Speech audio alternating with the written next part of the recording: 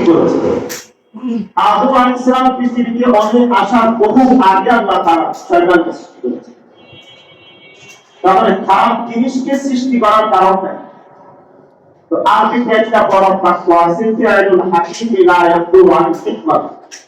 জ্ঞানীদের কোন কাজ এটা কখনো হিকমত থেকে খালি হয়। যেহেতু আল্লাহ রাব্বুল আলামিন সবচেয়ে বড় জ্ঞানী, আলিমুল গায়ব, তিনি সবচেয়ে বড় জ্ঞানী। এই জন্য আল্লাহ তাআলা যে জিনিসটা সৃষ্টি করেন এটা কখনো মানুষের অপকারে আসে না, এটা উপকারে আসে। এই জন্য ওলামায়ে কেরাম, পাকিস্তানের একজন আলিম হযরত মাওলানা জুলফিকার আহমদ নকশবন্দি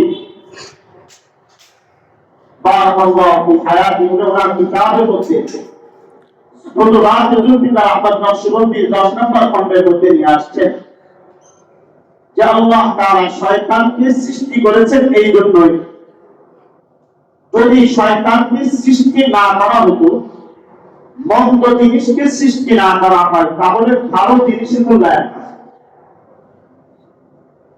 খেলার মধ্যে যদি হার জিত না থাকে, তাহলে ওই খেলার মধ্যে কোনো দাম থাকে। যখন আপনার ছেলের প্রতিযোগিতার মধ্যে 1 নাম্বার হলো, তখন আপনি বলেন 50 টাকা সবাই করে দিন।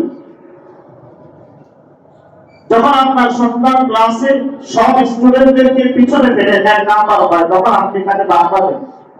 প্রতিষ্ঠান তাকে সংকট দেওয়া, কারণ সে সবাইকে পিছিয়ে 1 নাম্বার হয়েছে। ঠিক তদ্রুপ আল্লাহ তাআলা শয়তানকে সৃষ্টি করেছেন যাতে করে শয়তানের মাধ্যমে শয়তান যে নাফরমানিগুলো করবে, ওই চক্রান্ত থেকে যে বেঁচে থাকবে, আল্লাহ তাআলা তার জন্য জান্নাত রেখে দিয়েছেন। এই জন্যই আল্লাহ তাআলা শয়তানকে সৃষ্টি করেছেন।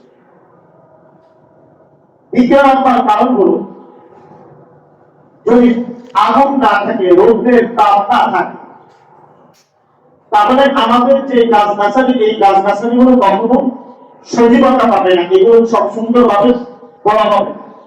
এই জন্য ছায়া যে জায়গায়, ওই জায়গায় গাছগাছালি হয়।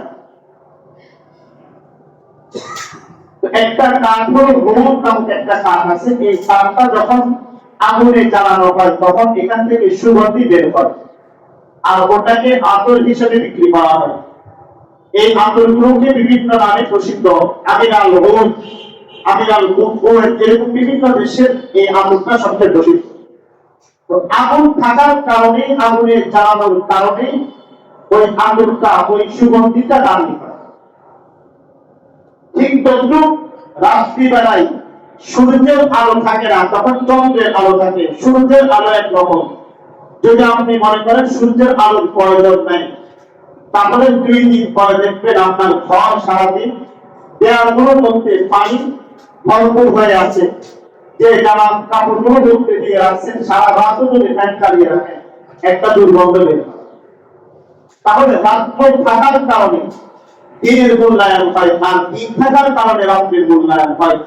ঠিক তদ্রুপ আল্লাহ তাআলা শয়তানকে সৃষ্টি করে আল্লাহ তাআলা জানিয়ে দিলেন, ইন্নাহু লাকুম আদুউম মুবিন, শয়তান তোমাদের প্রকাশ্য শত্রু। আল্লাহ তাআলা অপর আয়াতে বলেন, ইন্নাশ শাইতানা লাকুম আদুউম ফাত্তাখিযুহু আদুওয়া, শয়তান তোমাদের শত্রু, তাকে শত্রু হিসেবে গ্রহণ করো। বন্ধু হিসেবে গ্রহণ করা দরকার। তো খারাপ জিনিসের মাধ্যমে আল্লাহ তাআলা বিপরীত শক্তি যদি না থাকে, প্রতিবাদ যদি না থাকে, তাহলে সেখানে কখনো হক প্রতিষ্ঠিত হয়। যেমন বিগত 14 বছর যদি আপনি কল্পনা করেন, দীর্ঘ 14-17 বছর পর্যন্ত নির্যাতিত হওয়ার পরেও কোন মানুষ মুখ খোলার সাহস পায়নি। যখনই মুখ খুলেছে, তখনই স্বৈরাচার জালিম পতনের একটা মাধ্যম তৈরি হয়েছে। ঠিক যদি আল্লাহ তাআলা শুধুমাত্র নেক আমল রাখতেন, তাহলে মানুষ নফসের কুপ্রবৃত্তির অনুসরণ, কোথাও যদি আল্লাহ তাআলার ইবাদত বন্দেগী করার মতো অথবা আল্লাহ তাআলার বাণী পৌঁছানোর মতো কেউ না যায়, তো তখন অটোমেটিক ভাবে মানুষ নাফরমানিতে লিপ্ত হয়ে। এই জন্য ইব্রাহিম আলাইহিস সালাম নমরুদকে বলেছি, নমরুদ বলেছে আমি মৃত্যু দান করি, কারণ আমি জীবন দান। ইব্রাহিম আলাইহিস সালাম কখনো চন্দ্রের দিকে, কখনো সূর্যের দিকে, একবার একই জিনিসের দিকে তাকিয়ে থাকতেন, তাকিয়ে তাকিয়ে বলতেন, এটাই আমার রব। যখন চন্দ্র ঢুকে যাইত তিনি বলতেন, এটা আমার রব হতে পারে। তাহলে এই যে জ্ঞান আল্লাহ তাআলা দিয়েছেন, কারণ আল্লাহ তাআলা ওখানে এই পর্যন্ত কোন নবী কখনো প্রেরণ করেন। এই জন্য মন্দ জিনিসের মাধ্যমে ভালো জিনিস বোঝা যায়।